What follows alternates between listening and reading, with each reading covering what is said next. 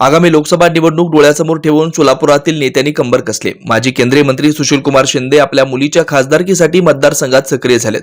काँग्रेस पक्षाकडून आमदार प्रणिती शिंदे यांना सोलापूर लोकसभा मतदारसंघातून उमेदवारी मिळायची शक्यता आहे. प्रणिती शिंदे या देखील सोलापूर लोकसभा मतदारसंघात मतदारांशी संवाद साधतायत. मात्र सुशीलकुमार शिंदे यांचे जवळचे जुने मित्र सुधीर खरटमल यांना देखील खासदारकीचे स्वप्न पडू लागलेत. सुधीर खरटमल यांच्या कार्यकर्त्यांनी वाढदिवसाच्या केकवर भावी खासदार असं लिहून थेट सुशीलकुमार शिंदे यांना आव्हान दिलंय. सुशीलकुमार शिंदे आणि सुधीर खरटमल यांच्यात घनिष्ठ मैत्रीपूर्ण संबंध होते. सुधीर खरटमल हे काही काळ काँग्रेस पक्षाचे सोलापूर शहर अध्यक्ष देखील होते. काही महिन्यांपूर्वी महाविकास आघाडीची सरकार असताना सुधीर खरटमल यांनी राष्ट्रवादी काँग्रेससोबत घरोबा केला. सोलापूर लोकसभा मतदारसंघ राखीव असल्यानं 2024च्या निवडणुकीत आरक्षित उमेदवार नशीब आजमावणार आहेत. सुधीर खरटमल यांनी देखील दबक्या पायांनी लोकसभेची तयारी सुरू केली. सुधीर खरटमल हे जाहीरपणे सांगत नसले तरी कार्यकर्त्यांमार्फत सोलापूर लोकसभेचा राष्ट्रवादी काँग्रेसकडून उमेदवार मीच असणार असा संदेश देण्याचा प्रयत्न सुधीर खरटमल हे नेहमीच करत असतात.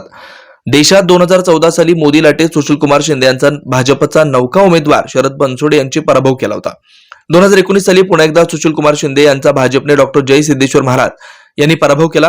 काँग्रेसचा 2 वेळा पराभव झाल्यानं ही जागा काँग्रेसकडून राष्ट्रवादी काँग्रेसला द्यावी अशी मागणी जोर धरू लागली. याबाबत रोहित पवारने देखील मूकसंमती दिली आहे. राष्ट्रीय पातळीवर इंडिया आघाडीची स्थापना झाल्यानं सोलापूर लोकसभा मतदारसंघ राष्ट्रवादी की काँग्रेस यांचा तिढा अजून सुटलेला नाही. त्यामुळे राष्ट्रवादी काँग्रेसने व कार्यकर्त्यांनी काँग्रेस पक्षाचे नेते व कार्यकर्ते संभ्रमात आहेत.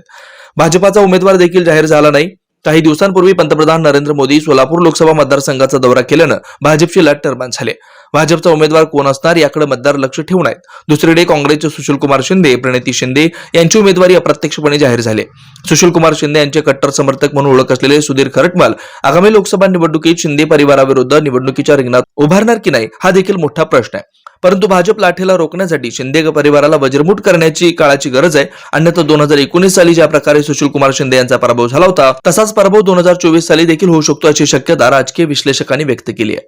हरिभक्त परायण मल्लय्या नारायण बोगा महाराज प्रतिष्ठान सोलापूर व मार्कंडेय जनजागृती संघ सोलापूर आयोजित श्री क्षेत्र पंढरपूर येथे अखिल आंध्र साधू परिषदेचं 58वी महासभा सोमवार दिनांक 29 जानेवारी ते 31 जानेवारी 2024 रोजी श्री श्री पराविद्यानंदगिरी माताजी अध्यक्ष अखिल आंध्र साधू परिषद यांच्या मार्गदर्शनाखाली दररोज पहाटे सुप्रभातम, सकाळी गीता पारायण, होम हवन, पूजा, भगवद्गीता पठण, हरिपाठ, चक्रभजन, सत्संग व महाप्रसाद होणार आहे. दिनांक 28 जानेवारी रोजी भव्य शोभायात्रेचं आयोजन आहे. या धार्मिक कार्यक्रमास सद्गुरू श्री गहिनीनाथ महाराज औसेकर सह अध्यक्ष श्री विठ्ठल रुक्मिणी मंदिर समिती पंढरपूर, सद्गुरू श्री ब्रह्मश्री शिवपुत्र महास्वामीजी, श्री श्री श्री बसवारूढ महास्वामीजी मठ ट्रस्ट सोलापूर यांची विशेष उपस्थिती लाभणार आहे. या धार्मिक कार्यक्रमास अन्नदान सेवा कार्यक्रम व देणगी स्वरूपात स्वीकारले जातील.